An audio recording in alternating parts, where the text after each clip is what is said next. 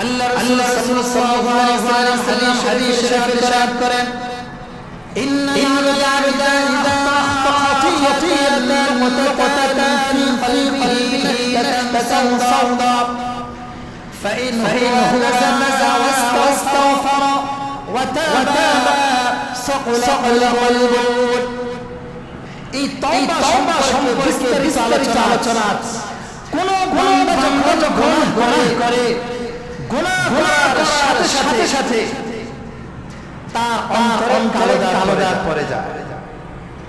লোহায় যেমন মরিচা ধরে এই হৃদয়ে মরিচা ধরে কালো দাগ পড়ে যায়।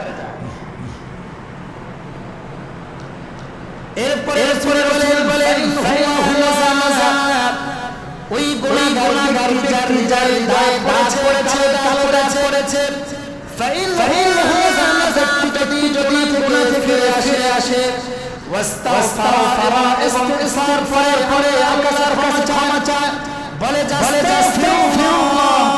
আল্লাহ ক্ষমা চাই ওয়া তাওবা করে সকল রাসূল বলে তার হৃদয়টা পরিষ্কার হয়ে যায় হৃদয়ের কাছে যায়। কিন্তু শয়তান চক্রান্তের জাল করে রেখেছে। গুনাহগারদের জালে তুমি এত গুনাহ করেছো, এত অন্যায় করেছো, এত বিচার করেছো, তোমার হবে না। অতএব ক্ষমা হবে না, আর ভালো গুনাহ না করে লাভ করতেই থাকো, নিজের মতো চলতেই থাকো।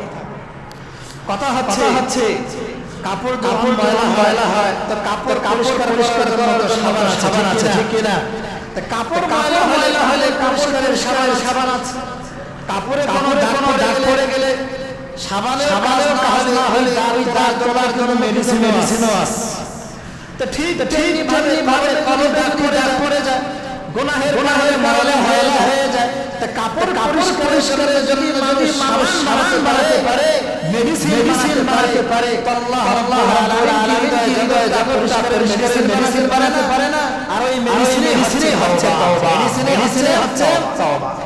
আল্লাহ রাব্বুল আলামিন কোরআনে ঘোষণা দিয়েছেন ইল্লা মান তাবা ওয়া আমানা ওয়া আমিলা সালিহাত ফাউলাইকা ইউবাদদিলুল্লাহু সাইয়্যাতিহিম হাসানাত ওয়া কানা আল্লাহু গফুরুর রহিমা। বান্দা যত বড়ই গুনাহ করে না কেন মান তাবা যে তওবা করবে ওয়া আমানা বিহি ওয়া আমিলা আমালান সালিহা এবং নেক আমল করবে ফাউলাইকা ইউবাদদিলুল্লাহু সাইয়্যাতিহিম হাসানাত। আল্লাহ ঘোষণা দেন বান্দা যত গুনাহ করেছে সমস্ত গুনাহ নেকিতে পরিবর্তন করে।